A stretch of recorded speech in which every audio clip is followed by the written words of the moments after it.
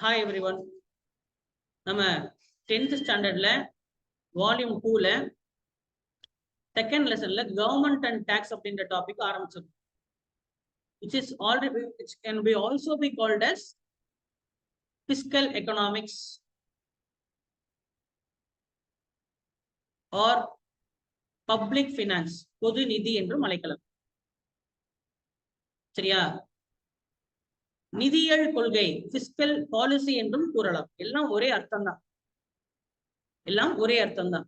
அப்போ இதுல உங்களுக்கு ஸ்கூல் புக்ல வந்து செலவு, கவர்மெண்ட் வந்து பப்ளிக் ரெவன்யூ, எங்க இருந்தாலும் வருமானம் கிடைக்குது. அதே மாதிரி பப்ளிக் எக்ஸ்பெண்டிச்சர், இதுக்கு அழகான ஒரு டயக்ராம் கொடுத்து உங்களுக்கு எக்ஸ்பிளைன் பண்ணியிருக்காங்க.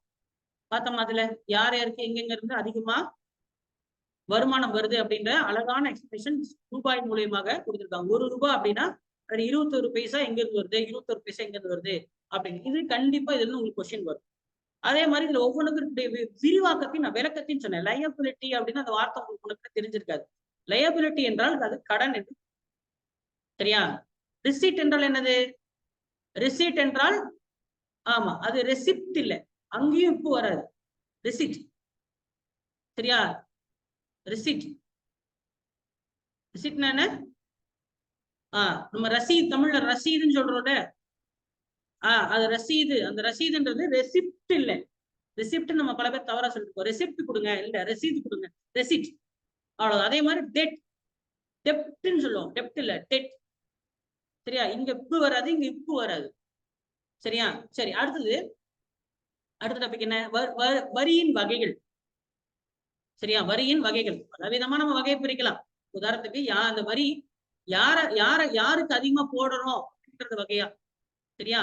Proportional tax, progressive tax, regressive tax பிரிக்கும். அதாவது இது வந்து யாரை தாக்குது, எப்படி வந்து அந்த வரி வந்து யாருக்கு அதிகமான வரி, ஏழைக்கு அதிகமான வரியா இல்ல பணக்காரனுக்கு அதிகமா வரியா அப்படின்றத வச்சு நம்ம என்ன பிரிக்கிறோம்? ப்ரோக்ரசிவ், ரெக்ரெசிவ், ப்ரொபோர்ஷனல் பிரிக்கிறோம்.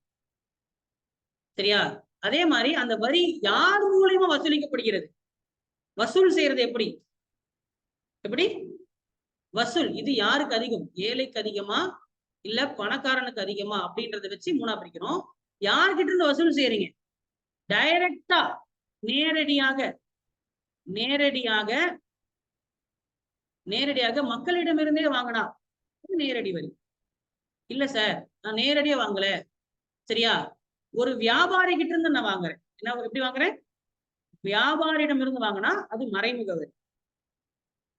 நேரடியாக வாங்கினா அது டைரக்ட் டாக்ஸ். யார் கட்டணுமோ அவங்க டைரக்டா கட்டிடுறாங்க. யாருக்கு? கவர்மெண்ட்டுக்கே.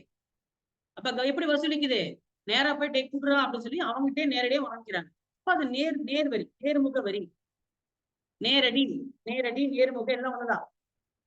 ரெண்டாவது என்ன? இன்டைரக்டா வாங்குறாங்க. இன்டைரக்டா மறைமுக வரி. எப்படி மறைமுக வரினா, கட்ட வேண்டியவங்க யாரோ அவங்க டைரக்டா கவர்மெண்ட் கட்டாம அவங்க ஒரு வியாபாரிக்கு கட்டுறாங்க. அந்த வியாபாரி கவர்மெண்ட் கட்டுறாங்க. சரியா? கன்சியூமர்ஸ் யாரு கட்டுறாங்க? நுகர்வோர் வியாபாரிக்கு கட்டுறான், வியாபாரி கவர்மெண்ட் கட்டுறான். வியாபாரி உதாரணத்துக்கு இப்போ நீங்க இதுக்கு உதாரணம் சொல்லணும்னா டைரக்ட் டாக்ஸ் உதாரணம் இன்கம் டாக்ஸ். வருமான வரிங்கிறது யாரு சம்பாதிக்கிறாங்களோ அவங்க டைரக்டா கவர்மெண்ட் கட்டணும். சரியா? மறைமுக வரிங்கிறது ஜிஎஸ்டி. அழகான எக்ஸாம்பிள் ஜிஎஸ்டி. ஜிஎஸ்டி என்ன பண்றீங்க? ஜிஎஸ்டி வந்து நீங்க ஒரு பொருள் வாங்குறீங்க அப்படின்னா இப்ப ஜிஎஸ்டி வந்து உதாரணத்துக்கு 18% ஜிஎஸ்டி அப்படின்னு வச்சுக்கோங்க. 18% ஜிஎஸ்டினா உதாரணத்துக்கு இப்போ ஸ்டடி மெட்டீரியல் வாங்குறீங்க. ஸ்டடி மெட்டீரியல் வந்து ₹1000 அப்படின்னா 1000 18% ஜிஎஸ்டி எவ்வளோ? 180. அப்போ 1180 அப்படின்றது தான் நீங்க கட்டக்கூடிய அமௌண்ட். மெட்டீரியல் ₹1000 பிளஸ் ஜிஎஸ்டினா ₹1180 கட்டுறீங்க. எவ்வளவு கட்டுறீங்க? ₹1180. நீங்க யார் கட்டுறீங்க? வியாபாரிக்கு கட்டுறீங்க. அந்த வியாபாரி என்ன பண்ணுவாரு? ஒவ்வொரு மாசம் உங்ககிட்ட இருந்து இந்த மாதிரி பல பேர்ட்ட வாங்கியிருப்பாரா? இந்த மாதிரி 10 பேர்ட்ட வாங்கினா எவ்வளவு ஆச்சு? 10 பேர்ட்ட வாங்கினா ₹1800 ஆச்சு ஜிஎஸ்டி. 100 பேர்ட்ட வாங்கினா ₹18,000 ஆச்சு.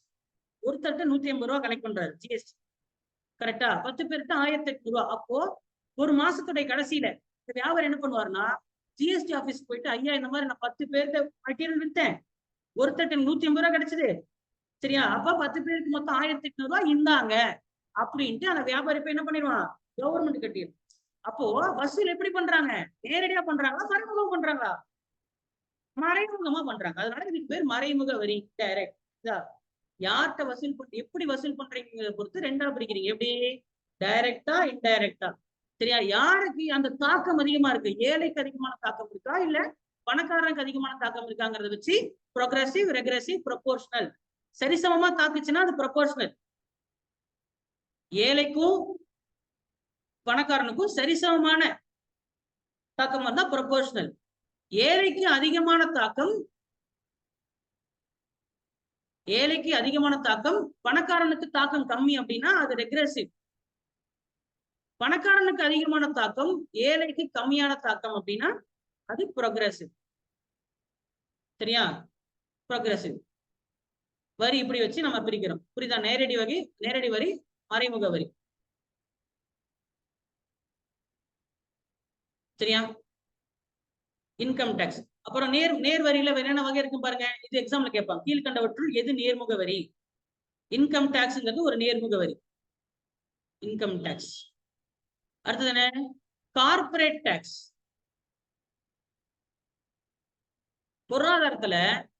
பொருளாதாரத்துல தனி மனிதன் எப்படி சொல்லணும்? ஒரு மனுஷன் எப்படி சொல்லணும்? மனுஷன் சொல்லக்கூடாது. என்ன சொல்லணும்? இண்டிவிஜுவல், தனி மனிதன் சொல்லணும். முன்னாடி சொல்லி கொடுத்துருக்கேன். இந்த எக்கனாமிக் கிளாஸ் ஆரம்பிக்கிறதுக்கு முன்னாடியே சொல்லியிருக்கேன். ஒரு மனிதன் என்ன சொல்லிதான் அழைக்கணும்? தனி மனிதன் அப்படின்னு அழைக்கணும். சரியா? அவனும் வரி கட்ட வேண்டும். தனி மனிதனுக்கும் வரி என்ன இருக்கு? உரிமை இருக்கு. வரி கட்டணுங்கிற கடமை இருக்கு. அதே மாதிரி தனி மனிதனை போல இன்னொருத்தனும் இருக்கிறான். இன்னொருத்தனுக்கும் வரி கட்ட வேண்டிய கடமை இருக்கு. யாரு அப்படின்னு கேட்டா, இன்னொரு என்டிட்டி, இன்னொரு ஜீவன் பொருளாதாரத்துல. யார் அப்படின்னா ஃபோம். 2 பேரும் சொல்லி கொடுத்துருப்பேன். ஞாபகம் இருக்கா இல்லையா? ஆரம்ப காலத்துல ஒரு வட்டம் போட்டு காமிச்சேன். ஆரம்ப காலத்துல ஒரு தனி மனிதன் இருந்தா, ஒரு தொழிற்சாலை இருந்தது. அவங்க 2 பேரும் இருந்தாங்க. அதுக்கப்புறம் அதுல கவர்மெண்ட் ஆட் ஆச்சு, 3 பேர் வந்தாங்க. அப்புறம் அதுல பேங்க் ஆட் ஆச்சு, 4 பேர் இருந்தாங்க. வட்டம் போட்டு காமிச்சேன், ஞாபகம் இருக்கா? அப்போ தனி மனிதனுக்கும் வரி கட்ட வேண்டிய கடமை இருக்கு. அதே மாதிரி ஏன்னா அவனும் தொழில் செய்யறான், அவனுக்கும் வரி இருக்கு. இன்னொன்னு நிறுவனம். ஃபார்ம்னா என்ன? நிறுவனம். நிறுவனத்தும் என்ன பண்ணணும்? நிறுவனமும் ஒரு ஜீவன் தான். அதுக்கு உயிர் இருக்கு, அதுக்கு ஒரு பேர் இருக்கு. சரியா? அதுக்கு ஒரு அடையாளம் இருக்கு. இப்போ உதாரணத்துக்கு நான் சொல்றேன். இப்போ உங்களுக்கு பேன் கார்டு இருக்கா? பேன் கார்டு, தனி மனிதனுடைய பேன் கார்டை பேன் கார்டுன்னு சொல்லுவாங்க. சரியா? அதே மாதிரி பொருளாதாரம் சொன்னேன், நிறுவனமும் ஒரு ஜீவன் சொன்னேன். கரெக்டா? அதுக்கும் உயிர் இருக்கு பொருளாதாரத்துல. அப்ப அதுக்கும் பேன் கார்டு இருக்கணும்ல? அப்ப அதுக்கும் பேன் கார்டு. அதுக்கு பேரு பிசினஸ் பேன். Business pan. இப்ப உங்களுக்கு அக்கௌண்ட் இருக்கா? இருக்கு. என்ன அக்கௌண்ட் இருக்கு? 2 அக்கௌண்ட் இருக்கு. ஒன்னு கரண்ட் அக்கௌண்ட், சேவிங்ஸ் அக்கௌண்ட் இருக்கு. அப்ப இதுவும் உயிர் தானே, இதுக்கும் பேர் தானே. என்னப்பா உங்களுக்கு போட்டோ இருக்கா? பாஸ்போர்ட் சைஸ் போட்டோ கேக்குறான்ல. அப்ப இவனுக்கு போட்டோ இருக்கணும்ல? இருக்கு. இவனுக்கு லோகோ, பேன் கார்டு இருக்கா? இருக்கு. Business pan. அக்கௌண்ட் இருக்கா? இருக்கு. கரண்ட் அக்கௌண்ட் மட்டும் தான் இருக்கு உனக்கு. இவனுக்கு சேவிங்ஸ் அக்கௌண்ட் கிடையாது. யாருக்கு? நிறுவனத்துக்கு, ஃபர்ம். அப்ப பொருளாதாரத்துல 2 பேருமே யாருதான்? உயிரினம் தான், ஜீவன்கள், என்டிட்டி தான். அப்போ தனி மனிதன் கட்டக்கூடிய வரி வருமான வரி, நிறுவனம் கட்டக்கூடிய வரி நிறுவனமும் சம்பாதிச்சாங்க. நிறுவனம் சம்பாதிச்சா அது வருமானம் சொல்லக்கூடாது. அது என்ன சொல்லணும்? ப்ராஃபிட், லாபம். நீங்க சம்பாதிச்சா அது வருமானம்பா, நிறுவனம் சம்பாதிச்சா அதுக்கு பேர் லாபம் தானே. அப்ப அந்த லாபத்துக்கு ஒரு வரி கட்டணும்ல? என்னப்பா சரிதானே? அந்த வரிக்கு பேர் தானே கார்பரேட் டாக்ஸ், தொழில் வரி.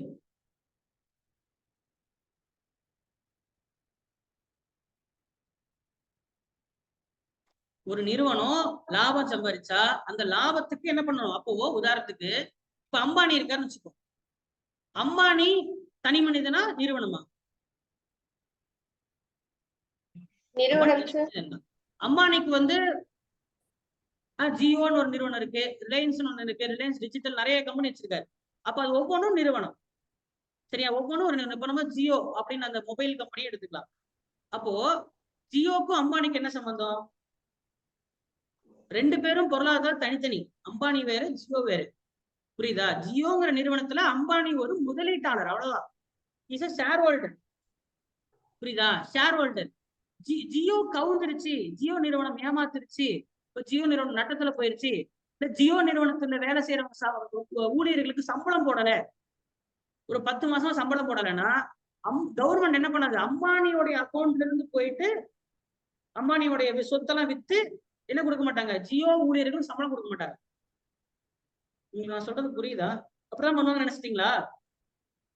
இப்ப ஜியோ கம்பெனி நட்டம். ஜியோ கம்பெனி ஒரு 50,000 கோடி சரியா கடன் வாங்கி 50,000 கோடி கடன் வாங்கி நட்டமாயிருச்சு, கட்ட முடியல திரும்ப. அப்படின்னா அதுக்கு யார் பொறுப்பு?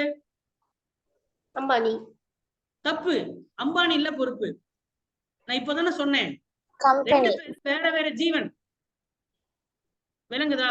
இப்ப நான் கடன் வாங்கி ஏமாத்திட்டேன்னா அதுக்கு பொறுப்பு அஜித்தா? நான் வேற, அஜித் வேற இல்ல. புரியுதா நான் சொல்றது? அதே மாதிரிதான் அம்பானி வேற, அந்த நிறுவனம் வேற, 2 பேரும் தனித்தனி.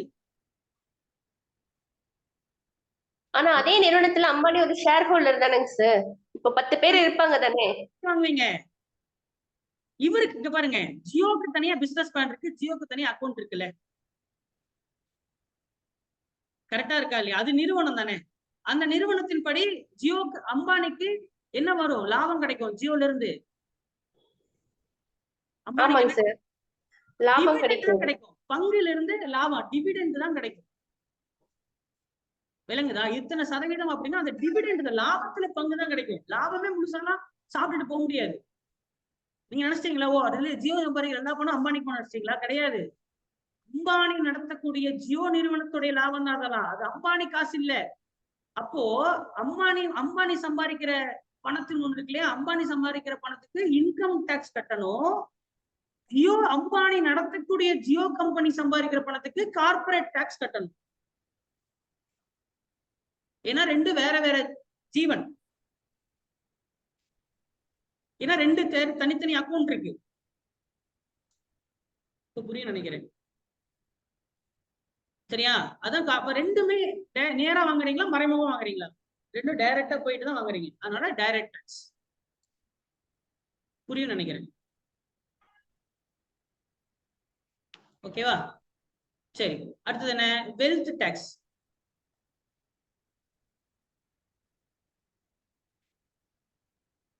சொத்து வரி.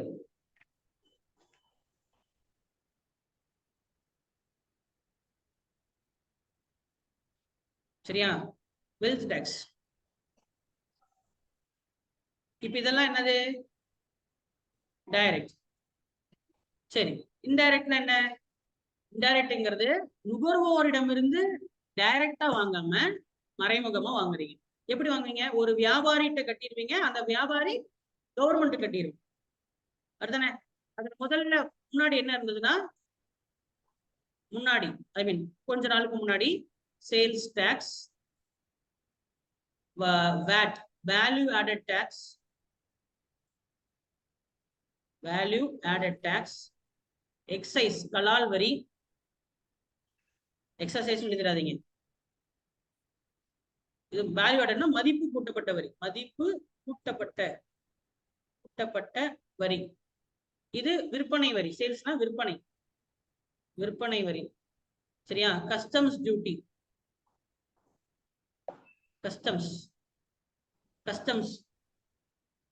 கஸ்டம்ஸ்க்கு மட்டும்தான் வரிக்கு என்ன பேர் சொன்னேன்? டியூட்டின்னு சொன்னேன். டியூட்டி என்றாலும் வரின்னு தான் பொருள் சொன்னேன். ஞாபகம் இருக்கா? இந்த மாதிரி இருந்தது, இந்த மாதிரி நிறைய இருந்தது. ஆனா இப்ப என்ன பண்ணிட்டாங்கன்னா, இது எல்லாமே இது வேண்டாம். இது ஒவ்வொரு மாநிலத்துக்கும் ஒவ்வொன்று. ஏன்னா இதெல்லாம் மாநிலம் தான் சம்பாரிச்சிட்டு இருந்துச்சு. இதெல்லாம் யாருடைய கட்டுப்பாட்டு இருந்துச்சு? State government. அப்ப யாரு நிர்ணயிப்பா? ஒரு பொருளுக்கு இதான் வரின்னு யார் நிர்ணயிப்பா? State government. சரியா? வேட் என்னவா இருந்ததுன்னா, இந்தியா தமிழ்நாட்டுல வேட் 14% இருந்தது. தமிழ்நாடு பொறுத்த வரைக்கும் முடிவு பண்றது யாரு? ஜெயலலிதா அம்மாவோ இல்ல கலைஞரோ? அவங்க தான் முடிவு பண்ண. உதாரணத்துக்கு பாலுக்கு 14%, லேப்டாப்க்கு 14% சொல்லி யார் முடிவு பண்ணுவா? கவர்மெண்ட். ஆனா இப்படி கவர்மெண்ட், இப்ப தமிழ்நாடு கவர்மெண்ட்ல ஒரு வரி இருக்கும், கேரளால அங்க வேற இருக்கு. ஆந்திரால அப்போ 28 மாநிலத்துக்கும் 28 வகை இருக்கு. எத்தனை இருக்கும்? Every state has its own rule, has its own VAT rule. அப்ப அது வந்து ஒரு நாட்டுக்கு ஒரு வரி இருந்தா தானே நல்லா இருக்கும் அப்படின்னு ஒரு யோசிக்கிறாங்க.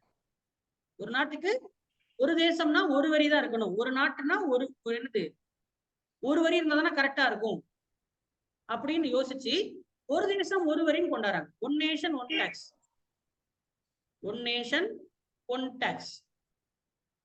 அப்போ அப்ப வருமான வரி விற்பனை வரி இருக்குமா? இருக்காது. வேட் இருக்குமா? இருக்காது. இது எதுவுமே இருக்காது. அதுக்கு பதிலா மனுஷன் வாங்கினா என்ன வாங்குவான்? ஒண்ணு பொருளை வாங்குவான், இல்லைன்னா சேவையை வாங்குவான். அப்ப அது ரெண்டுத்துக்கும் நம்ம என்ன பொருள் வந்தாலும், பூமியில இந்தியாவுல ஏதாவது ஒரு பொருள் வருது, இல்ல ஏதாவது ஒரு சேவை வருது அப்படின்னா அதுக்கு வரிய போட்டா அதுக்கு பேரு ஜிஎஸ்டின்னு வச்சாங்க. அப்ப இது வரதுனால அதெல்லாம் போயிடுச்சு. ஆனா சில குறிப்பிட்ட பொருளுக்கு அதை இன்னும் கொண்டு வராம இருக்காங்க. சரியா? முன்னாடி ஜிஎஸ்டின்னு ஒரு வரி கிடையாது. ஆனா இப்போ என்ன பண்ணிட்டாங்க? ஜிஎஸ்டின்னு ஒண்ணு கொண்டாந்துட்டாங்க. சரியா? அப்ப இதெல்லாம் மறைமுக வரின்னு பாருங்க. மறைமுக வரி, இதெல்லாம் மறைமுக வரி. ஸ்டாம்ப் டியூட்டி, சரியா? கேளிக்கை வரி, கலால் வரி, ஜிஎஸ்டி, இதெல்லாம் என்னது? ஆமா, என்டர்டைன்மெண்ட் டாக்ஸ்ங்கிறது வந்து பாத்தீங்கன்னா தியேட்டர்ல போடுவாங்க. பொதுவா தியேட்டரோ இல்ல படத்துக்கு ஒரு படம் வெளியிடுறாங்கன்னு வச்சுக்கோங்களேன். அந்த படம் வெளியிடுறதுன்னா அந்த படத்துக்காரன் வந்து அந்த என்டர்டைன்மெண்ட் டாக்ஸ் போட்டு வெளியிடுவோம். அந்த படம் தயாரிக்கும் போது கேளிக்கை வரி. ஆனா அந்த ஆக்சுவலா அந்த வரி யார் தான் கட்டுறீங்க? நீங்க தான் கட்டுறீங்க. நீங்க வாங்குற டிக்கெட் மூலியமா அந்த காசு போயிருது. சரியா? அப்போ நீங்க தியேட்டர்காரனுக்கு அந்த டாக்ஸ் கட்டுறீங்க, உங்ககிட்ட இருந்து வாங்கி கவர்மெண்ட் கட்டிடும். அப்போ என்டர்டைன்மெண்ட் டாக்ஸ், தமிழ்ல கேளிக்கை வரி. எங்க இப்ப இதுல வரும்? டிக்கெட்ல வரும். மூவி டிக்கெட், இல்லைன்னா அம்யூஸ்மெண்ட் பார்க், சரியா, எக்ஸிபிஷன், இந்த மாதிரி இடங்கள்ல என்டர்டைன்மெண்ட் டாக்ஸ் போடுவாங்க. அது ரொம்ப கம்மி தான். ஸ்டாம்ப் டியூட்டி, ஸ்டாம்ப் டியூட்டிங்கிறது என்ன? இப்போ உதாரணத்துக்கு நீங்க ஏதாவது போய் அரசாங்கத்துல பதிவு பண்றீங்கன்னா அதுக்கு ஸ்டாம்ப் டியூட்டி கட்டணும். உதாரணத்துக்கு இப்ப பத்திரம்லாம் பாத்திருக்கீங்களா? 20 ரூபா பத்திரம், 50 ரூபா பத்திரம், 100 ரூபா பத்திரம்னு சொல்லி அந்த பத்திரத்துல ஒரு அமௌண்ட் போட்டுப்பா, பாத்திருக்கீங்களா? அந்த அமௌண்ட் நீங்க கட்டுறீங்க. சரியா? ஒரு சொத்தையோ இல்ல ஒரு அக்ரிமெண்டோ போடும்போது என்ன பண்றீங்க? அது கட்டுறீங்க. அது அந்த அந்த அந்த நபர் வாங்கி அது என்ன பண்ணுவாரு? கவர்மெண்ட் கொடுத்துருவாரு. கரெக்ட் தானே? அப்போ அந்த ஸ்டாம்ப் டியூட்டிங்கிறது மறைமுகமா வாங்கப்படக்கூடிய வரி. ஏன்னா அது நீங்க கட்டுற பணம்ங்கிறது அந்த அக்ரிமெண்ட்டுக்கு தான் கட்டுறீங்க. நான் சொல்றது புரியுதா? உங்களுக்கு பாக்குறதுக்கு நீங்க கவர்மெண்ட் கட்டுற மாதிரி இருக்கும், ஆனா நீங்க அது கட்டுறது அந்த அக்ரிமெண்ட்டுக்கு. அக்ரிமெண்ட் விற்கிறது மூலியமா என்ன பண்றான்? அவனே வாங்க. அந்த உதாரணத்துக்கு அந்த 20 ரூபா பத்திரம் எதுக்கு 20 ரூபான்னு விற்கணும்? அது ஜெராக்ஸ் போட்டு 50 காசு தானே, அவன் 20 ரூபான்னு விற்கணும். நீங்க புரியுதா நான் சொல்றது? அப்ப அது மூலியமா உங்களுக்கு என்ன பண்றான்? ஒரு டாக்ஸ் போட்டு உங்ககிட்ட வாங்குறான். இப்ப உதாரணத்துக்கு நீங்க இப்ப நிலம் வாங்குறீங்கன்னு வச்சுக்கோங்களேன். நிலம் இப்போ வந்து அஜித் இருந்து நிலம் வந்து ஒரு 5 லட்சம் ரூபா அப்படின்னு சொல்லி நான் வாங்குறேன்னா, நிலம் அந்த நிலத்தை என் பேருக்கு மாத்துறான்னு வச்சுக்கோங்க. அந்த என் பேருக்கு பத்திரம் மாறுதா? பத்திரம் மாறினா அந்த நிலத்துடைய மதிப்பு 5 லட்சம்னா அதுல குறிப்பிட்ட அமௌண்ட் 3%. 3% நான் கவர்மெண்ட்டுக்கு கட்டணும். கவர்மெண்ட்டுக்கு நான் டைரக்டா கட்ட மாட்டேன். இதுக்கு அவர்கிட்ட இருந்து நிலத்தை என் பேருக்கு மாத்துறேன்னா டாக்ஸ் கட்டணும். சரியா? அது எப்படின்னா, எப்படி கவர்மெண்ட் அது பண்ணுவானா, ஸ்டாம்ப் டியூட்டி, அந்த ரெஜிஸ்டர் பண்றாங்களே, அந்த ரெஜிஸ்டர் பண்ற ப்ராசஸ் இருக்குல்ல, அந்த ஸ்டாம்ப், அந்த பத்திரம் இதுல வாங்கிடுவாங்க உங்ககிட்ட. அப்ப அது விற்கிறது மூலியமா உங்ககிட்ட என்ன பண்றான்? அமௌண்ட் வாங்கிடுறான். அப்ப அது மறைமுகமா தானே வாங்குறான். அதனால மொத்தத்துல பத்திரம் பதிவு பண்றீங்கன்னா ஸ்டாம்ப் டியூட்டி கட்டுவீங்க. ஞாபகம் வச்சுக்கோங்க. 100 ரூபா பத்திரம், 50 ரூபா பத்திரம்னு சொல்றதெல்லாம் ஸ்டாம்ப் டியூட்டி. அதுக்கு பேர் என்னது? Stamp duty. சரியா? Stamp duty. சரி, அடுத்து கலால் வரி. கலால் வரினா என்ன? எழுதிங்க. கண்ணு கேளிக்கை வரி. நான் ஒவ்வொரு வரினா என்னன்னு சொல்லிட்டு அழகான முறையில சொல்றேன். கார்பரேட் டாக்ஸ்னு சொல்லிட்டு போயிருக்கலாம் நான். இது படிச்சா நீங்க புரிஞ்சுப்பீங்களா? தமிழ்ல படிச்சா இப்ப நான் தெளிவா சொல்லியிருக்கேன். என்ன சொல்லி கொடுத்தேன்? நிறுவனம்ங்கிறதும் ஒரு ஜீவன் தான். அந்த ஜீவன் சம்பாதிக்கிறதுக்கு அதுக்கு எல்லா அடையாளமும் இருக்கு. அதுக்கு ஒரு உருவம் இருக்கு, முகம் இருக்கு. சரியா? அதுக்கு சம்பாதிக்கிறதுக்கு பணம் இருக்கு. அது சம்பாதிக்கிற பணத்தை அதோட அக்கௌண்ட்ல தான் போடுவாங்க. நீங்க போய் எடுத்துக்க முடியாது. அம்பானி அக்கௌண்ட்ல அது விழாது. நீங்க இப்ப ரிலையன்ஸ்ல போயிட்டு ஒரு Dress வாங்குறீங்கன்னா அது டைரக்டா போய் அம்பானி அக்கௌண்ட்ல விழுது நினைச்சிருக்கீங்களா? இப்ப யார் அக்கௌண்ட்ல விழுது? அந்த கம்பெனியோட அக்கௌண்ட்ல தான் விழுது. அந்த கம்பெனியோட அக்கௌண்ட்ல இருந்து இவ்வளவு பெர்சன்டேஜ் தான் எடுக்கணும்னு முன்னாடியே முடிவு பண்ண சம்பளம் தான் யாருக்கு வரும்? அம்பானிக்கு வரும். அவரும் அதுல எம்ப்ளாயி தான். அந்த நிறுவனத்துல வேலை பார்க்கக்கூடிய ஒரு எம்ப்ளாயி தான். நான் என்னவா இருக்காரு? நான் சிஇஓவா இருக்கேன், எனக்கு வந்து இவ்வளவு சம்பளம் அப்படின்னு அவர் என்ன பண்ணிப்பாரு? சம்பளம் தான் எடுக்க முடியும். அதுல வரக்கூடிய லாபத்தை அவர் எடுக்க முடியாது. நான் சொல்றது புரியும்னு நினைக்கிறேன். அவரும் அதுல தொழிலாளி தான். ஆனா எல்லாத்தையும் அதை நடத்துற நமக்கு பார்க்கும்போது நம்ம முதலாளி மாதிரி தெரிவாரு. அவர் மச்சம் முதலாளி இல்ல, அவரும் அதுல தொழிலாளி தான். சரியா? அப்ப அந்த லாபம் யாருக்கு? சொல்லுங்க. அப்ப அந்த லாபம் யாருக்கு? லாபங்கிறது அந்த கம்பெனிக்கு. கம்பெனிக்கு தானே. இவ்வளவு அதான் சொல்ல, அது ஒரு ஜீவன் தானே. அது லாபம் எல்லாம் அந்த கம்பெனிக்கு தான் போகும்.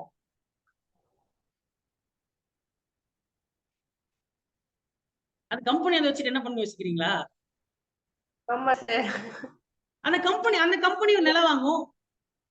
அந்த கம்பெனி சொத்து வாங்கும், கம்பெனி நிலம் வாங்கும். அது மென்மேலும் அந்த கம்பெனி வளரும். அது வளர வளர அப்புறம் இவங்களுக்கு வந்து அந்த ஒரு சம்பளம் மட்டும்தான் போயிட்டு இருக்கும் இல்லைங்களா? ஒரு 10 பேர் இருந்தாங்கன்னா. ஆமா, நான் உங்களுக்கு முன்னாடியே சொல்லி கொடுத்தேன். போன கிளாஸ்ல நான் சொல்லி கொடுத்தேன்ல.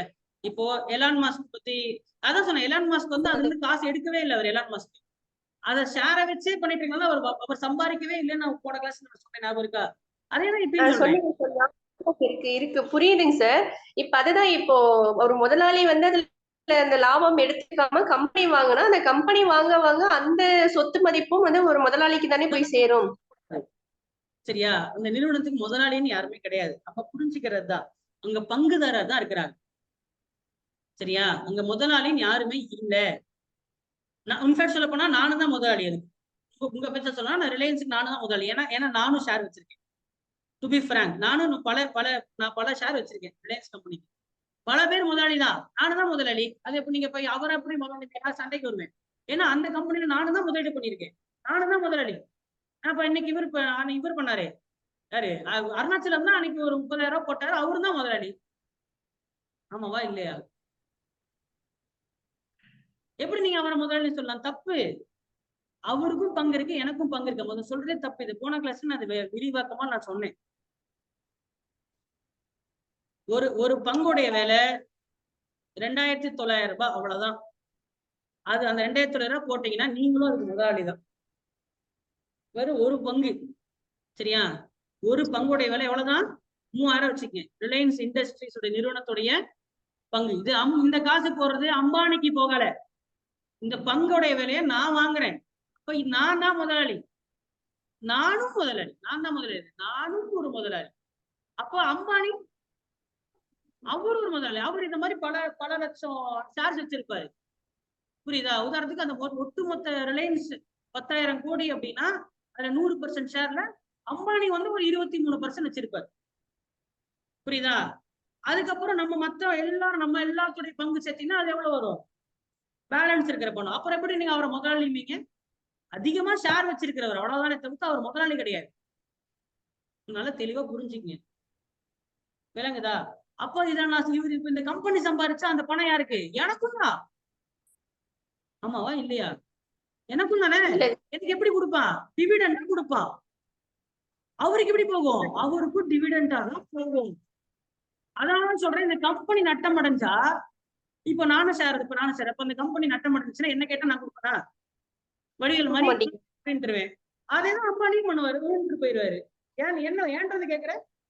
அப்ப நானும் அதுல பங்குதார முதலாளி சொல்றேன். நீ ஜியோ கம்பெனி இழுத்து முடிட்டானா என் வீட்டை சொத்து நான் வித்து அவனுக்கு ஜியோ கம்பெனிக்காரனை கொடுக்குறதா? இன்னும் கவர்மெண்ட்டுக்கு பேங்க்கு கடன் கட்ட வேணாம். அதேதான் அம்பானிக்கும். உங்களுக்கு புரியுதா இல்லையா? இவ்வளவு விளக்கம் தான் தேவையில்லை. சிம்பிளா புரிஞ்சுக்க. சரி, இவ்வளவு விளக்கம் நான் சொல்லுவேன்.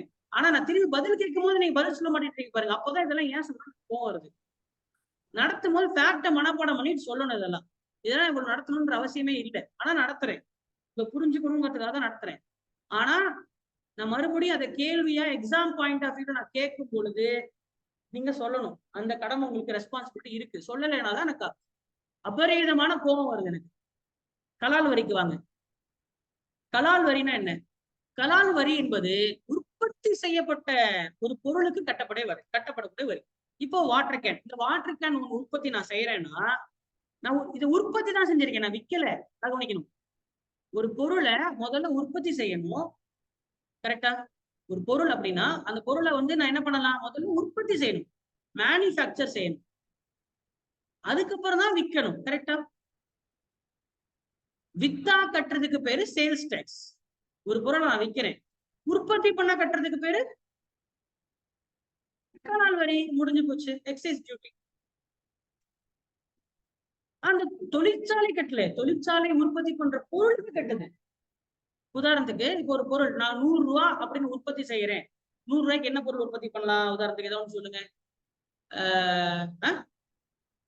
Water can. சரி, வாட்டர் கேன் உற்பத்தி பண்ண முடியாது. வாட்டர் பாட்டில், வாட்டர் பாட்டில் உற்பத்தி பண்றேன் அப்படின்னா ஸ்டீல், இரும்புல வச்சுக்கோ, இரும்பு வாட்டர் பாட்டில் 100 ரூபாய்க்கு அதான் வரும். இந்த 100 ரூபாய்க்கு நான் உற்பத்தி பண்றேன்னா அதுல ஒரு 15% அப்படின்னு நான் என்ன கட்டணும், டாக்ஸ் கட்டணும். அப்ப நான் இப்போ 10,000 பாட்டில் உற்பத்தி பண்ணீங்கன்னா 10,000 பாட்டில்ல இவ்வளவு % கட்டிடணும். அப்புறம் அது என்ன ஆகும், 115 ரூபான்னு வருமா? 115 ரூபான்னு சொல்லிட்டு அதுக்கு மேல என் லாபத்தை வைப்பேன். சரியா? அதுக்கு மேல லாபம் வச்சு 215 ரூபா மாத்தி அதை என்ன பண்ண, விற்பனை கொண்டு போவேன். அப்புறம் அதை ஹோல்சேல்ல ஒருத்தன் வாங்குவான், அதுக்கப்புறம் ரீட்டைல்ல ஒருத்தன் வாங்கி கையில கிடைக்கும் போது கன்சூமர் கையில 300 ரூபான்னு நிற்கும். புரியுதா? 300 ரூபான்னு நிற்கும். இந்த 300 ரூபாய்க்கு விற்பனை நீங்க வாங்கும் போது இதுல இன்ட்டு 18% வாட்டர் பாட்டில் ஜிஎஸ்டி கட்டினா அப்ப எவ்வளவு வரும்? 18 எவ்வளவு?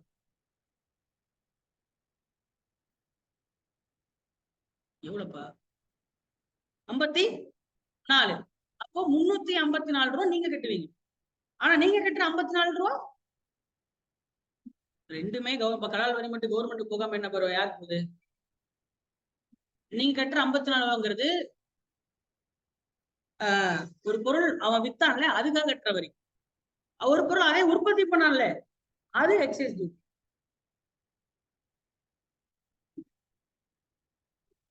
புரியல? புரியலையா? ஏங்க, ஒரு பொருளுங்கிறத உற்பத்தி பண்றதுங்கிறது கணக்கு வேற, விற்பனை பண்றதுங்கிற கணக்கு வேறுங்க. அவன் உற்பத்தி பண்றத அவன் விற்பான், விற்காம கூட போவான், அது அவனுக்கு தேவையே இல்லை. சரிதானே? அப்போ விற்பனை பண்ணும்போது ஒரு வரி கட்டணும், உற்பத்தி பண்ணும்போது ஒரு கட்டணும். விற்பனை பண்ற வரிக்கு பேரு விற்பனை வரி, உற்பத்தி பண்ணும்போது கட்டுறதுக்கு பேரு கலால் வரி. ரொம்ப சிம்பிள். ஏன் போட்டு குழப்பிக்கிறீங்க?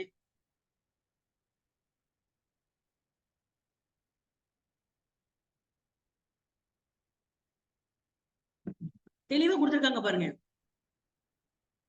அப்போ ஒரு பொருள் உற்பத்தி பண்ணி நீ அந்த அந்த அந்த ஃபேக்டரியில இருந்து நீ இப்போ அந்த பொருளை வெளியில கொண்டு வர, உற்பத்தி பண்ணி நீ உள்ளே வச்சுக்கிட்டனா பிரச்சனையே கிடையாது.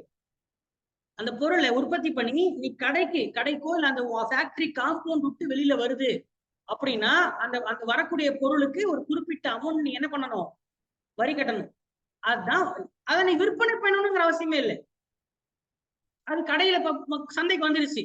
இப்ப அந்த வாட்டர் பாட்டில் விற்காம 10 வருஷத்துக்கு அதே அங்கேயே கிடைக்குது, சூப்பர் மார்க்கெட்ல கிடைக்குதுன்னா அதுக்கு வருமான வரி வராது. ஆனா விற்பனை வரி கட்டியிருக்கீங்க. உங்களுக்கு சொல்றது புரியுதா?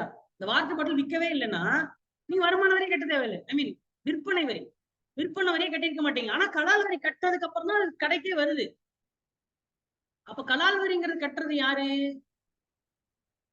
உற்பத்தியாளர். புரியுதா? உற்பத்தியாளர். ஆனா அவன் கட்டுறானா? அவன் கட்டல. அது கூடி எங்கதான் வருது? நுகர்வோர் தலையில தான் அது விடுகிறது. சரியா? நுகர்வோர் தலையில தானே விடுது. அது ஆக்சுவலா ஆட் தானே ஆகுது. ஓகே, சரி. இங்க ஜிஎஸ்டிக்கு வாங்க. அடுத்தது ரொம்ப ஃபேமஸான GST, goods and service tax. இது எல்லாருமே கேள்விப்பட்டதுதான். எப்ப வந்தது? பாராளுமன்றத்தில் பாஸ் செய்யப்பட்டது 29 மார்ச் 2017. நடைமுறைக்கு வந்தது 1 ஜூலை 2017. இது பலமுறை எக்ஸாம்ல கேட்டிருக்கான். இதோடைய முழு நோக்கம் என்ன? இதற்கு முன்னாடி இருந்த அனைத்து மறைமுக வரியும் முழுங்கிருச்சு. அப்ப நான் ஜிஎஸ்டி வந்தா வேற எந்த மறைமுக வரி இருக்கக்கூடாது. கலால் வரியோ, விற்பனை வரியோ, எந்த என்டர்டைன்மெண்ட் டாக்ஸ், இது எதுவுமே என்ன இருக்காது? கேளிக்கை வரி, அது எந்த வரியுமே, எல்லா வரியும் என்ன ஆயிடுச்சு? முழுவதுமாக அதுக்கு பதிலாக வந்த வரி. Instead of all indirect tax, அனைத்து மறைமுக வரிக்கு பதிலாக அனைத்து மறைமுக வரிக்கு பதிலாக வந்த வரிதான் ஜிஎஸ்டி. காரணம் என்ன? என்ன காரணம்?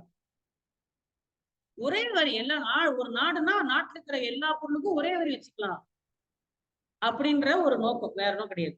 அப்ப அது ஆக்சுவலா என்ன? அதுக்கு தேசியவாதம். நம்மளோட சொல்லிக்கல, நாடு முக்கியமா ஆடு முக்கியமா, நாடுதான் முக்கியம்னு வச்சீங்கன்னா அதுக்கு பேர் தேசியவாதம். அப்ப ஜிஎஸ்டிங்கிறது ஆக்சுவலா வரி இல்லை, அது தேசியவாதம்.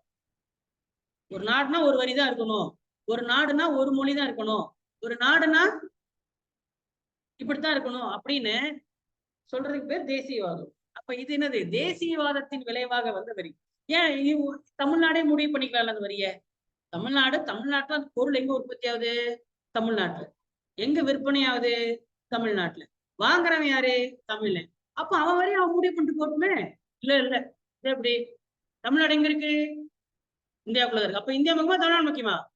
இந்தியா தான் முக்கியம். அப்போ ஒரு இந்திய நாட்டுக்குள்ள இருக்குன்னா ஒரு வரி தான். அப்ப தேசியவாதத்தை நுழைச்சுன்னா, எக்கனாமிக்ஸ் தேசியவாதம் நுழைச்சதுனால பிறந்த ஒரு புது வரி ஜிஎஸ்டி.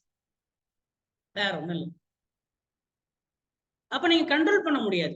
உதாரணத்துக்கு எப்படி இது இது இல்லாத காலகட்டத்தில் ப்ரீ ஜிஎஸ்டி ஒவ்வொரு மாநிலத்துக்கும் ஒரு வரின்னு சொன்னா, அப்ப என்னவா இருந்தது? வேட்டுன்னு இருந்தது.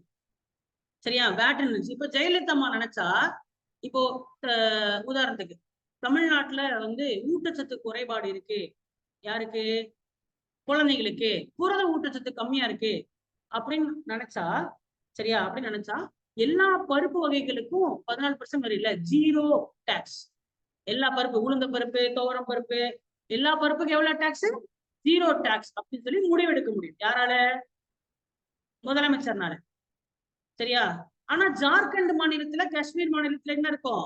அந்த பருப்புக்கு அந்த மாநிலத்துல எவ்வளவு வரி வச்சாங்களோ அது அங்க இருக்கு. ஆனா இப்போ அப்படி செய்ய முடியாது. இப்படி செய்ய முடியுமா?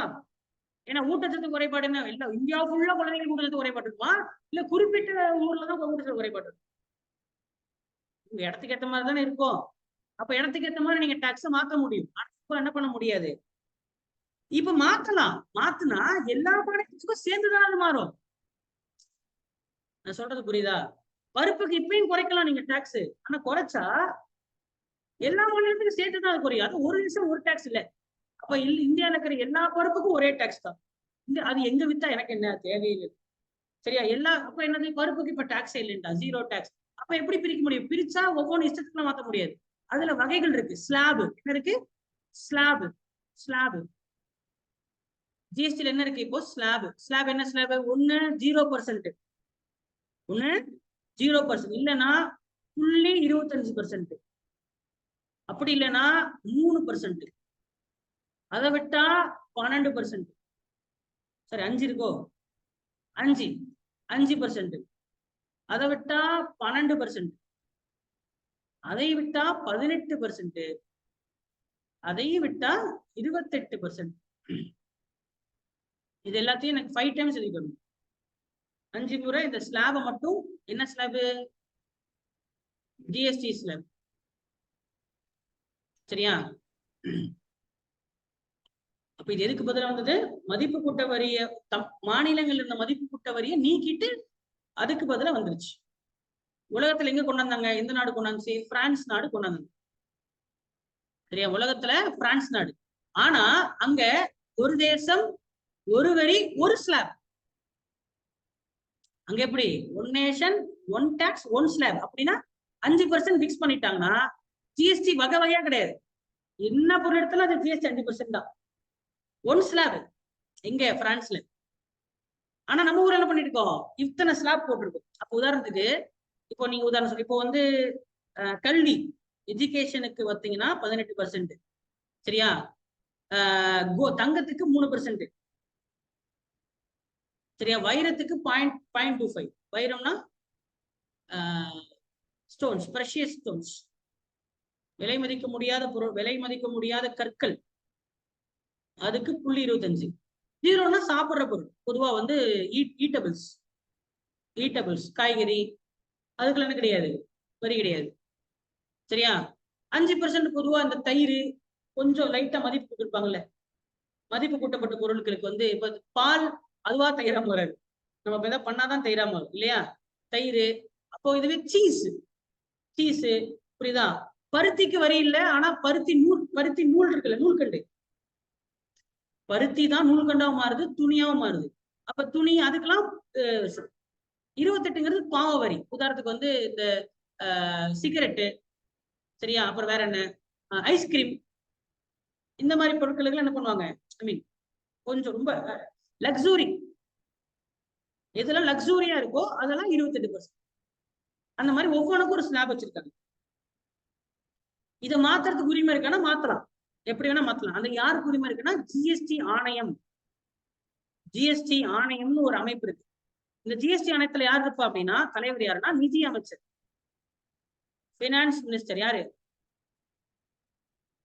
அந்த அம்மாவும் ஒவ்வொரு மாநிலத்துடைய நிதி அமைச்சர், தமிழ்நாட்டுடைய நிதி அமைச்சர், கேரளாவின் நிதி அமைச்சர், கர்நாடகாவின் நிதி அமைச்சர், ஆந்திராவின் நிதி அமைச்சர், காஷ்மீர் இல்ல, ராஜஸ்தானுடைய நிதி அமைச்சர், மத்திய பிரதேச நிதி அமைச்சர், அருணாச்சல பிரதேச நிதி அமைச்சர், அசாமுடைய 28 மாநிலம், 8 யூனியன் பிரதேசத்துடைய எல்லா நிதி அமைச்சர்களும், முதலமைச்சரா நிதி அமைச்சரா கேட்பா, நிதி அமைச்சர் தான். இந்தியாவுடைய மத்திய நிதி அமைச்சரும் மாநிலங்களுடைய மாநில நிதி அமைச்சர்களும் இந்த ஜிஎஸ்டி ஆணையத்தில் இருப்பாங்க. ஒன்னா கூடி முடிவெடுப்பாங்க. ஒன்னா கூடி எந்தெந்த பொருளுக்கு எவ்வளவு வரின்னு சொல்லி என்ன பண்ணணும், முடிவு கட்டணும். சர்க்கரைக்கு வரி இருக்கா? இல்ல. ஆனா சாரி, கரும்புக்கு வரி இருக்கானா? இல்ல. ஆனா சர்க்கரைக்கு வரி, சர்க்கரைக்கு டாக்ஸ் கட்டணும். புரியுதா? அதே சர்க்கரையில ரவா லட்டு செஞ்சீங்கன்னா, அந்த ரவா லட்டு வித்தீங்கன்னா அதுக்கு டாக்ஸ் வரும். ஆனா அது ஸ்வீட், கரெக்டா? அதே ரவா லட்டுல இல்ல, ரவா இல்ல, சர்க்கரையில பால்கோவா செஞ்சீங்கன்னா அதுக்கு டாக்ஸ். பாலும் இல்ல, தனித்தனியா பிரச்சனை. பாலு சர்க்கரைக்கு டாக்ஸ் இல்ல, ஆனா பால்கோவா மாறினாலும் டாக்ஸ் இருக்கு, சர்க்கரை பால்கோவால கலந்தாலும் டாக்ஸ் இருக்கு, இல்லையா? ஏன்னா ஸ்லாப் இருக்கு. ஆனா பிரான்ஸ் போன்ற நாடுகள்ல, மற்ற வெளிநாடுகள்ல ஸ்லாப் எல்லாம் கிடையாது. பால்கோவானாலும் சரி, காய்கறினாலும் சரி, கல்வினாலும் சரி, எல்லாத்துக்கும் ஒரே டாக்ஸ். இப்படிதானே? ஒரு தேசம் ஒரு நாடு ஒரு டாக்ஸ்னா ஒண்ணுதான் இருக்கணும், ஒன் ஸ்லாப்ல இருக்கணும். ஆனா நம்மள மாதிரி பல ஸ்லாப்ல இல்லை. இப்ப பல ஸ்லாப் வச்சதுனால என்ன கேட்பான் விவசாயி? என்ன கேட்பான்? அவனுடைய ஸ்லாப குறைக்க சொல்லி கேட்பான், இதுவே எல்லாத்துக்கும் ஒரே ஸ்லாப்னு சொன்னா பிரச்சனையே இல்லை பாருங்க. அது கம்மியா வச்சிடணும், அதிகமா கூட 5% அப்படின்னு சொல்லி வச்சுட்டா பிரச்சனையே இல்லை. தங்கத்துக்கு 5%, காய்கறிக்கு 5%, கல்விக்கு 5%, எது வேணாலும் 5%. சரியா? இது வேணாலும் 5%. இந்த ஜிஎஸ்டிங்கிறது வந்து 18% அப்படின்னு வச்சுக்கோங்களேன். 18% அப்படின்னா, இப்ப ரெஸ்டாரண்ட் போறீங்க, ரெஸ்டாரண்ட்டுக்கு போய் சாப்பிட்டீங்கன்னா 18%. அந்த 18% எப்படி பிரியும்னா, எஸ்ஜிஎஸ்டி, சிஜிஎஸ்டின்னு பிரியும். அது என்ன சார்? எஸ்ஜிஎஸ்டினா மாநிலத்துக்கு ஒரு பங்கு, சென்ட்ரல் கவர்மெண்ட்டுக்கு ஒரு பங்கு. அப்ப எப்படி போடுவான்? 18%, 9% எஸ்ஜிஎஸ்டியும் 9% சிஜிஎஸ்டின்னு போடுவான். ஏன்னா ரெண்டும் கூட்டினா என்ன வந்துடும்? 18% வந்துடும். இது இல்லாம இப்போ ஒரு பொருள் ஒரு மாநிலத்துக்கு இன்னொரு மாநிலத்துக்கு போகுது, சரியா? ஒரு பொருள் ஆந்திரால உற்பத்தி செஞ்சு தமிழ்நாட்டுக்கு வருதுன்னா, அப்ப மாநிலத்துக்கு மாநிலம் தாண்டுதுல, அப்ப என்ன வரும்? அப்ப எஸ்ஜிஎஸ்டி வராது. ஏன்னா அந்த மாநிலம் 2 மாநிலம் வருதுல. ஒரு மாநிலம் வந்து, இப்போ அந்த ரெஸ்டாரண்ட் தமிழ்நாட்டுல இருக்கு, அப்போ 9% தமிழ்நாட்டுக்கும் 9% சென்ட்ரல் கவர்மெண்ட்டுக்கும் பிரிச்சிடலாம். ஆனா இப்போ ஒரு பொருள் உற்பத்தி ஆகிற இடம் கர்நாடகா, விற்பனை ஆகிற இடம் ஆந்திரா, தமிழ்நாடு. அப்படின்னா எப்படி பிரிப்பீங்க? டாக்ஸ் ஆந்திராவுக்கு போகணுமா இல்ல தமிழ்நாட்டுக்கு வரணுமா? ரெண்டுத்துக்கும் போகணும். என்னப்பா சரிதானே?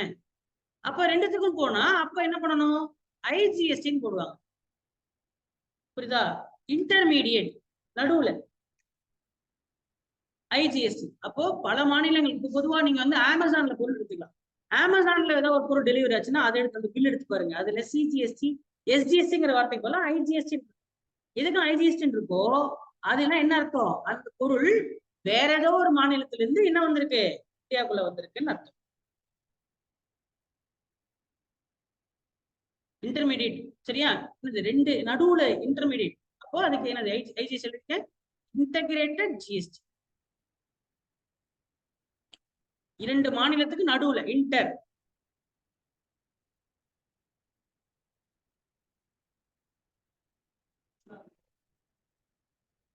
பாதிப்பதையே பிரியும்.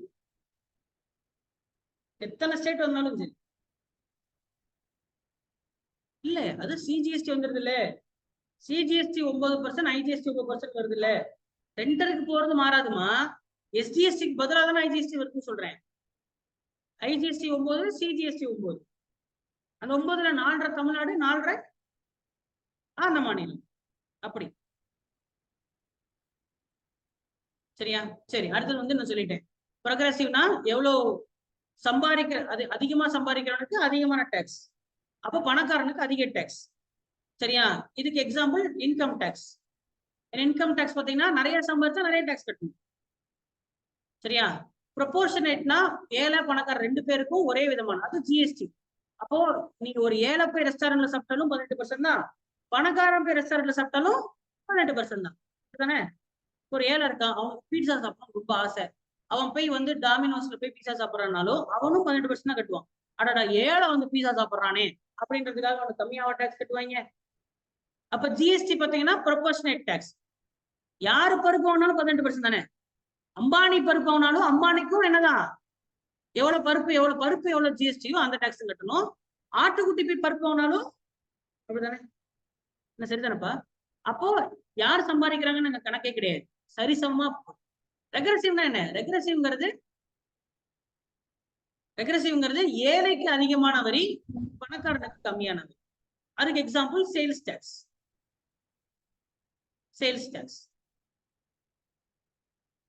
ஏன்னா சேல்ஸ் டாக்ஸ் மூலியமா பணக்கார பெருசா அவனுக்கு நட்ட வராது, ஏழைக்கு தான் அது வந்து கஷ்டமா இருக்கும் விற்பனை வரி. ஆனா இப்பதான் விற்பனை வரி தான் இல்ல, அதுக்கு பதிலாக தான் ஜிஎஸ்டி வந்துருச்சுல, அதனால இது பிரச்சனை இல்லை. கருப்பு பணம்னா என்ன? அரசாங்கத்துக்கு நீங்க கணக்கு காட்டாத பணம் கருப்பு, அன்அக்கௌண்டட் மணி. அது எப்படி கணக்கு காட்டலன்னா எப்படி கணக்கு காட்டாம இருப்பீங்க? கணக்கு காட்டாமனா கணக்கு மறைக்கிறது தான். மறைச்சிங்கன்னா அதுக்கு பேர் என்னது? கணக்கு காட்டாம கணக்கு வந்து அது கணக்குல லிஸ்ட் போடும்போது ஒரு நீங்க 10 லட்ச ரூபாய் சம்பாதிக்கிறீங்க, சரியா? 10 லட்சம் சம்பாதிக்கிறீங்க, 7 லட்சமா கணக்கு அமைச்சீங்கன்னா சரியா, நீங்க வெறும் 50,000 கட்டினா போதும். 10 லட்சம் கணக்கு காட்டினீங்கன்னா நீங்க 1 லட்ச ரூபான்னு கட்டணும். அப்ப நீங்க என்ன பண்ணுவீங்க? 7 லட்சம் தான் கட்டி. பாத்தீங்கன்னா சிக்னேச்சர் இதுதான் இந்த மாதிரி நபர்கள். இப்ப நீங்க என்ன பண்றீங்க? டாக்ஸ் எவேஷன் பண்றீங்க, வரி ஏய்ப்பு பண்றீங்க. சரியா? அப்போ இதுல எவ்வளவு கருப்பு பணம்? 3 லட்ச ரூபாய் கருப்பு. புரியுதா? 3 லட்ச ரூபாய் கருப்பு பணம். சரியா? சார் சிக்கனமா இருக்கும் சார். நான் சம்பாதித்த பணத்தை நான் ஏன் அவனுக்கு கணக்கு காட்டணும்? போவாங்க சார் அப்படின்னா. சரியா? Black money. சரியா? அது சம்பந்தப்பட்ட சட்டங்கள் பாருங்க, எக்ஸாம்பிள் கேட்பான். Money laundering act 2002. இப்போ இந்த 3 லட்ச ரூபாய் நீங்க செலவு பண்ண முடியாது. ஏன்னா செலவு பண்ணீங்கன்னா இந்த பணம் எங்கிருந்து வந்துச்சுன்னு கணக்கு காட்டணும். அப்ப கணக்கு காட்டினீங்கன்னா அது வரி கட்டணும். அப்ப நீங்க இதை மறைச்சுதான் வைக்கணும். You have to hide this money. கருப்பு பணத்தை நீங்க ஓப்பனா செலவு பண்ண முடியாதுமா. எப்படி செலவு பண்ணி நீங்க இன்கம் டாக்ஸ் கார வந்து கேட்போம், ஐடி கார ரைடு வந்துடும். சரியா? அதை நீங்க ஐடி கார ரைடு வந்து பணத்தை எடுத்து, சரி இந்த பணம் எல்லாம் கணக்குல வரலையே, நீங்க சம்பாரிச்ச பணம்னு கணக்கு அமைச்சது 7 லட்சம் தான். சரியா? 7 லட்சம் தான் நீங்க கணக்குப்படி, இப்ப சுக்னேஸ்வரன் கணக்குப்படி அவர் சம்பாதிக்கிறது 7 லட்சம் தான் கவர்மெண்ட் கட்டுறாரு. சரியா? நாளைக்கு வந்து ஒரு பிஎம்டபிள்யூ கார், சரியா, 50 லட்சம் பிஎம்டபிள்யூ கார் வந்து வாங்குறாரு வச்சுக்கோங்களேன். சரியா? இந்த 50 லட்சம் எப்படி பணம் வந்துச்சுன்னு சந்தேகம், ஐடி கார சந்தேகம் வந்து எப்படி பணம் வந்துச்சு சார்? சம்பாரிச்சு வாங்கினேன் சார். சரி சம்பாரிச்சா சரி, எப்ப சம்பாதிக்க ஆரம்பிச்ச? 2019 சம்பாதிக்க ஆரம்பிச்ச. இப்ப 2024, எத்தனை வருஷம் போயிருக்கு? 5 வருஷம் போயிருக்கு. சரியா? நீ சம்பாரிச்சது எவ்வளவு? 7 லட்சம். 7 5 35. அப்போ உன் வருமானம் அதிகபட்சமா நீ எந்த செலவே பண்ணா 35 லட்சம் தான் நீ கையில இருக்கணும். ஆனா 50 லட்சம் கார்டு எங்க இருந்து வாங்கின? அப்படி கேட்பானா? சரி, ஆனா இப்ப கையில ஆக்சுவலி உங்க கையில எவ்வளவு இருக்கு? 50 லட்சம் இருக்கு. ஏன்னா உங்க சம்பாத்தியம் 10 லட்சம், 5 வருஷம் 50 லட்சம். இப்ப 5 லட்சம் ரூபாய் பதுக்கிட்டீங்க. அந்த 5 லட்சம் கருப்பணத்தை வச்சு செலவு பண்ணிருக்கீங்க. கரெக்டா? நீங்க கருப்பணம் பதுக்கிறீங்கன்னு தெரியாது, கணக்காட்டுறதுதான். ஆனா பொருள் எல்லாம் வாங்கினீங்கன்னா மாட்டிப்பீங்கல்ல. BMW டாக்ஸ் கட்டி தானே வருது, அது கவர்மெண்ட் தெரிஞ்சுதானே அந்த பொருளை வாங்குறீங்க. அப்ப அவன் கேட்டானா, அப்ப நீங்க என்ன பண்ணுவோம், எங்க இருந்துன்னா அந்த காசு வந்துச்சுன்னா, அப்ப நீங்க வந்து அப்படி சொல்லி சிரிச்சு மழுப்பி பண்ணுவீங்களா? அப்ப என்ன பண்ணணும், கட்டாத 5 லட்சத்துக்கு டாக்ஸ் கட்டணும், பிளஸ் ஃபைனும் கட்டணும். சரியா? ஃபைன் 50%. 7,5 லட்சம் ரூபாய் தண்டம் கட்டணும். 7,5 லட்சம் கட்டிட்டு உங்களுக்கு மிச்ச பாசம் நீங்க வச்சுக்கலாம். ஏமாத்துனீங்கல்ல, அதுக்காக ஃபைன் 50% ஃபைன். சரியா? கட்டி நீங்க வச்சுக்கலாம். அதுவும் இப்ப நம்ம கொடுத்துருவோம், அந்த பணத்தை காசு புடின்னு கொடுத்துருவோம்.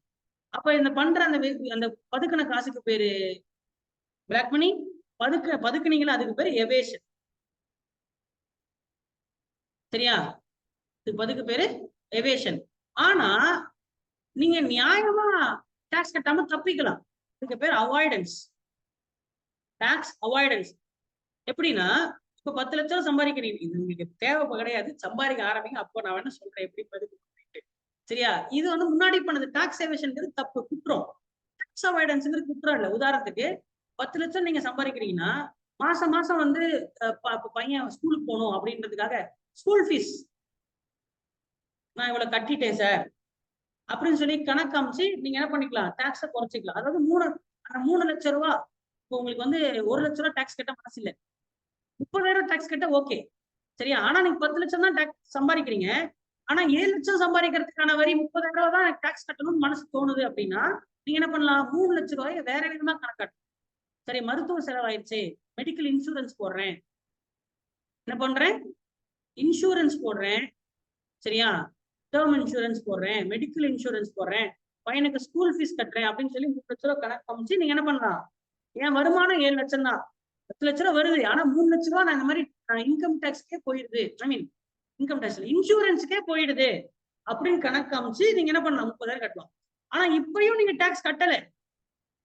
கரெக்டா? இப்பயும் நீங்க டாக்ஸ் கட்டல, ஆனா கணக்கு காமிச்சு டாக்ஸ் கட்டல. அப்ப நீங்க என்ன பண்ணிருக்கீங்க, இந்த வாட்டி டாக்ஸ அவாய்ட் பண்ணிட்டீங்க. இது லீகலா இல்லீகலா? இது லீகல். இன்சூரன்ஸ் காமிச்சுக்கலாம், டாக்ஸ் கட்ட தேவையில்லை. இன்சூரன்ஸ்ல கணக்கு காமிச்சு டாக்ஸ் கட்ட தேவை. என்னப்பா ஏப்பா, நீங்க சம்பாதிக்கிற பணத்தை மறைக்கலையே, சம்பாதிக்கிற பணத்தை வேற விதமா செலவு பண்ணீங்கன்னா அது கவர்மெண்ட் என்ன பண்ணுது, இந்த மாதிரி நீ செலவு பண்ணா உனக்கு நீ டாக்ஸ் கட்ட வேணாம்னு சொல்லி உங்களுக்கு என்ன கொடுக்குது, ரிலாக்ஸேஷன் கொடுக்குது. அதை பயன்படுத்திக்கிறதுல நீங்க டாக்ஸ் கட்டாம தப்பிக்கிறீங்க, அது டாக்ஸ் அவாய்டன்ஸ். இது லீகல். டாக்ஸ் எவேஷன் பண்ணீங்கன்னா இல்லீகல், டாக்ஸ் அவாய்ட் பண்ணீங்கன்னா லீகல். இதுல மிச்சமான காசு கருப்பு பணம் கிடையாது, அதுல மிச்சமான காசு கருப்பு பணம். சரியா? கருப்பு பணம்ல என்ன பிரச்சனை, கருப்பு பணத்தை செலவு பண்ண முடியாது, அதான் பிரச்சனை.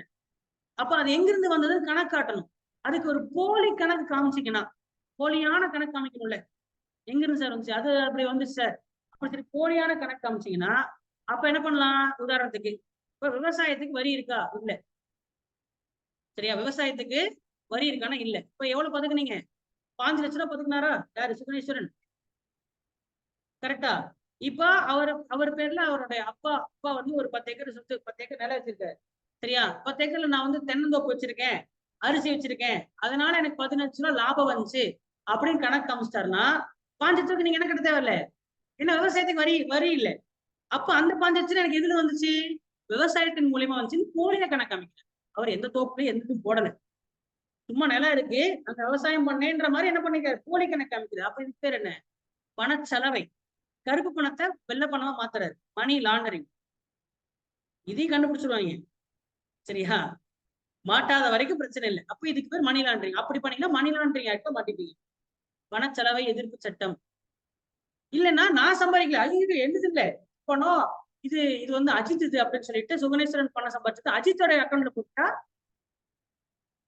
அது பினாமி. அஜித் யாரு, அஜித் பினாமி. அப்ப பினாமி தடை சட்டம் 2016 வருவது. சரியா?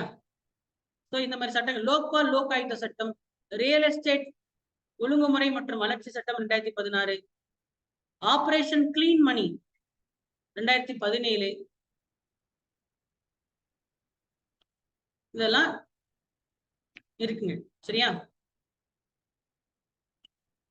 சரி, கருப்பு பணம் ஏன் வருது? ஏன் யோசிச்சா சுகுணேஸ்வரன் கேட்கும் போது சார் நான் 7 லட்சம் தான் கணக்கு காட்டுன்னு சொன்னாரு. ஏன்?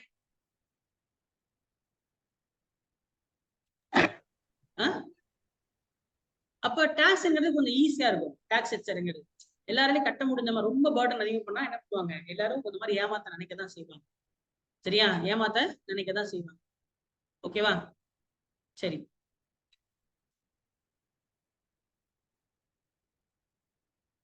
இது இல்லாம டாக்ஸ்ங்கிற மாதிரியே இன்னும் சில டாக்ஸ் இருக்கு.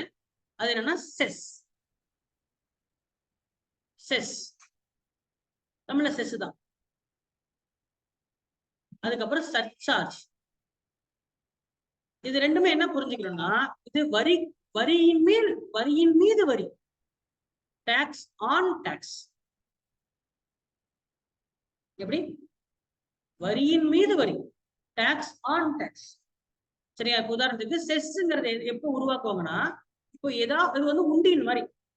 உண்டியல் தெரியுமா? உண்டியல்னு சொல்லுவாங்களே, உண்டியல் மாதிரி. உதாரணத்துக்கு இப்போ குழந்தைங்க நிறைய பேர் வந்து கல்விக்காக கஷ்டப்படுறாங்க. சரியா? எல்லா மக்களுக்கும் எல்லா குழந்தைங்களுக்கும் கல்வி கொடுக்கணும். அப்ப அதுக்கு எவ்வளவு தேவை அப்படின்னு கேட்டா, அதுக்கு ஒரு 100 கோடி 1000 கோடி ரூபாய் தேவை. அப்படின்னா இந்த பணத்தை பட்ஜெட்ல இருந்தே ஒதுக்கலாம். பட்ஜெட்ல இருந்து ஒதுக்கி அந்த சென்ட்ரல் செக்டார் ஸ்கீமாவும் கொடுக்கலாம், இல்ல ஸ்டேட் கவர்மெண்ட் கூட சேர்ந்து சென்ட்ரலி ஸ்பான்சர்ட் ஸ்கீமா கொடுக்கலாம். ஆனா ரெண்டுத்துக்குமே நிதி இல்லைன்னு வச்சுப்போமே, அப்ப அது நிதி திரட்டணும். நிதியை திரட்டணும்னா என்ன பண்ணலாம்? எஜுகேஷன் செஸ்ன்னு போடலாம். அப்போ இந்த எஜுகேஷன் செஸ் எங்க மேல விடும்னா, எல்லாத்து மேலேயும் விழுகும். எல்லாத்து மேலனா இன்கம் டாக்ஸ். இன்கம் டாக்ஸ் 10% வச்சு. அப்போ 10 லட்சம் ரூபாய் சம்பாதிக்கிறவன் என்ன கட்டணும்? 1 லட்சம் ரூபாய் கட்டணுமா?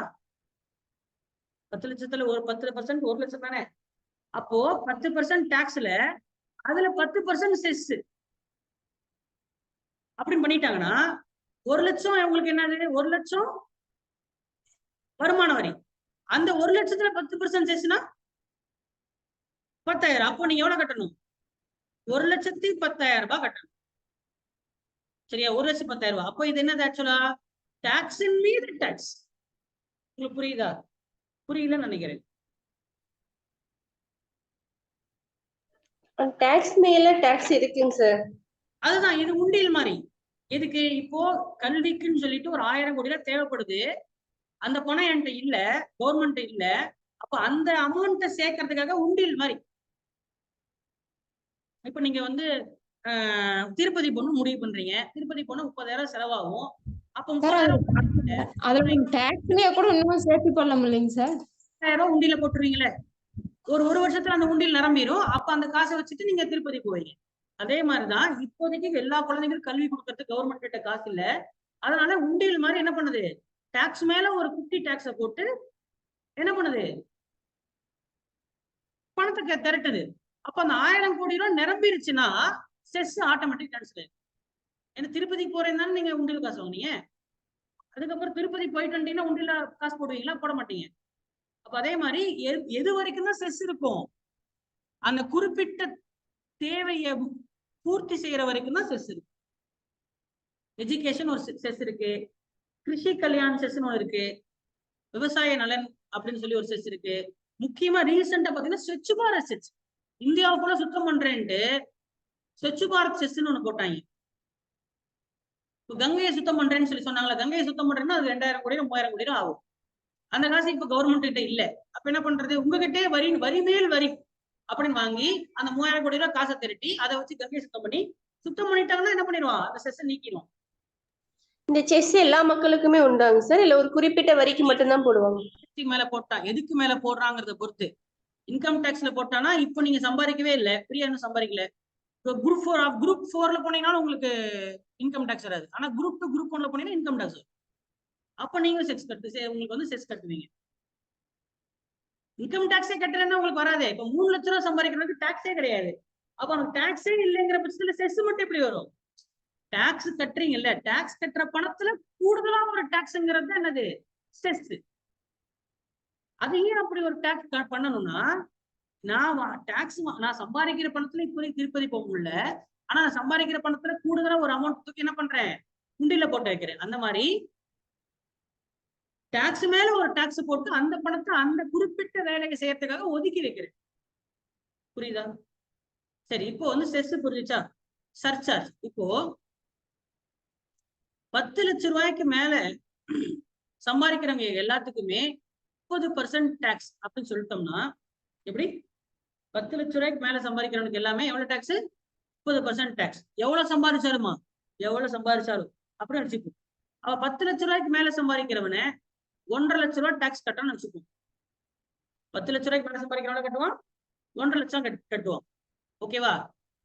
30 கோடி சம்பாதிக்கிறவன், வருஷம் 30 கோடி ரூபாய் சம்பாதிக்கிறவன் அவனுக்கு 30 லட்சம் கட்டுவான். சரியா? அவனுக்கு 30% எவ்வளவு வரும் அப்படின்னு கேட்டீங்கன்னா அவனுக்கு ஒரு எவ்வளவு வரும்? 30ன்னா ஒரு 9 கோடி வரும். சரியா? எவ்வளவு வரும்? ஒரு 9 கோடி வரும். 100 கோடி ரூபாய் வாங்குறவன் அவனுக்கு 30 கோடி ரூபாய் வரும். சரியா? அவனுக்கு 30 கோடி ரூபாய் வரும். இப்ப இது ரெண்டு 10 லட்சம் சம்பாதிக்கிற 1.5 லட்சம் கட்டுறதும் 100 கோடி சம்பாதிக்க 30 கோடி கட்டுறதும் சமமா? சமம் தானே சார்ன்றீங்களா? பர்சன்டேஜ் சமம் தான்ப்பா. நான் நியாயமான்னு கேக்குறேன். பணம் அதிகமா போகுது. பணம் அதிகமா போகுது. ஆமா, பணம் ஏதாவது எவ்வளவு சம்பாரிச்சாலும் அவனுக்கு செலவு ஒண்ணு தானே. ஏன்னா 100 கோடியில சம்பாரிச்ச மட்டும் என்ன 100 கிலோ திங்கிறான் ஒரு நாளைக்கு? அவனுடைய 10 லட்சம் சம்பாதிக்கிறதுக்கும் என்ன மேக்சிமம் ஒரு காரு பங்களா இல்லையா? அவ்வளவுதானே அவனோட தேவை. அப்ப 100 கோடியில அவன் மிதமிஞ்சி சம்பாதிக்கிறான். அவ்வளவு தேவை இருக்கு அவனுக்கு இல்ல. அப்ப 30% சொல்றதுக்கு பதிலா இந்த மாதிரி சம்பாதிக்கிறாங்கல்ல, அப்ப அவனுக்கு என்ன பண்றான்? எக்ஸ்ட்ராவா ஒரு டாக்ஸ், அந்த டாக்ஸ்ல ஒரு டாக்ஸ் போடணும். 50% சர்சார்ஜ் அப்படின்னு சொல்லிட்டான். இப்போ 30 கோடியில சம்பாதிக்கிற 9 கோடி ரூபாய் டாக்ஸ் கட்டணும்னா அதுல 50% சர்சார்ஜ்னா அந்த டாக்ஸுக்கு மேல ஒரு 50%. அப்ப எவ்வளவு? 9 கோடியில 50% எவ்வளவு? 4.5 கோடி. அப்போ 4.5 crore. அப்ப எவ்வளவு ஆச்சு? 9 + 4 13.5 கோடி அவன் கட்டணும். புரியுதா நான் சொல்றது? இதுவும் டாக்ஸ் மேல டாக்ஸ் தான். ஆனா செஸ்ங்கிறது உண்டியல் மாதிரி வேலைப்படுது. சர்சார்ஜ்ங்கிறது ஒரு நியாயத்துக்காக வேண்டி. என்ன சார் 100 கோடி ரூபாய் சம்பாதிக்கிற 30 கோடி ரூபாய் அவனுக்கு பெருசு இல்ல சார். ஆனா 10 லட்சம் ரூபாய் சம்பாதிக்க எனக்கு 1.5 லட்சம் ரூபாய் பெருசுதான் சார். அப்படி யோசிக்க மாட்டேன் நான்.